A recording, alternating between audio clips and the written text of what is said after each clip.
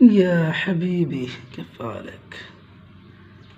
صباح الخير صباح النور شكبارك কেমন আছেন ভিউয়ার্স বন্ধুরা?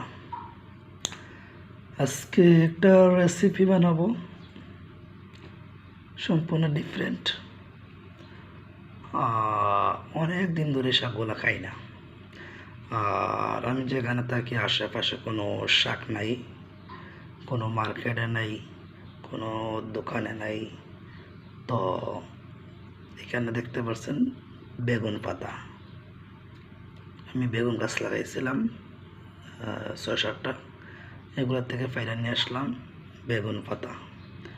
তারপর এই যে আমাদের দেশে বলে এটাকে ভর্তা শাক, ভর্তা শাক বলে অথবা কাটা শাক বলে। হ্যাঁ, এটা অটোমেটিকলি হয়েছে আল্লাহর পক্ষ থেকে। খেজুর গাছের গোড়াতে একটা গাছ থেকে পাতা করে নিয়ে আসলাম। এখানে অল্প কিছু পাতা আছে,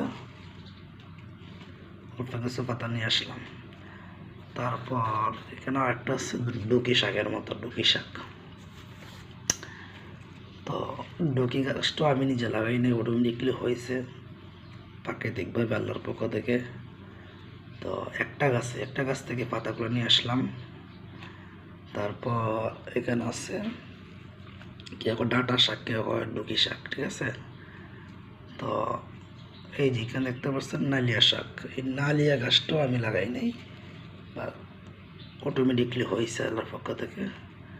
তো ওই গাছ থেকে পাতাগুলো পেরে নিয়ে আসলাম, নিয়ে এসে ভিটামিন সির জন্য এগুলা, কারণ দোকানে পাওয়া যায় না, খাইতে তো হবে। ভিটামিন সির অভাবে আমার মাথার চুল পড়ে যাচ্ছে, ভিটামিন সির অভাবে মাথার চুল পড়ে যাচ্ছে। ভিটামিন সির অভাবে আমি অনেক ভুগতেছি। তো চুলের জন্য কী খাওয়া যায়, কী করা যায়, কী ইউজ করা যায় আপনারা বলবেন। ও সরি, আরেকটা শাক রয়েছে, এটাকে বলে ঘিহাঞ্চন আমাদের দেশে। এটাও একটা গাছ অটোমেটিকলি হয়েছে, এখান থেকে নিয়ে আসলাম। এটাকে বলে ঘিহাঞ্চন।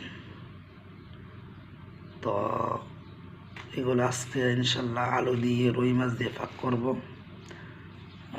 পাক কীভাবে করতে হয় জানি না, যদি আপনারা জানেন কীভাবে পাক করতে হয় আপনারা আমাকে কমেন্ট বক্সে বলবেন ইনশাল্লাহ।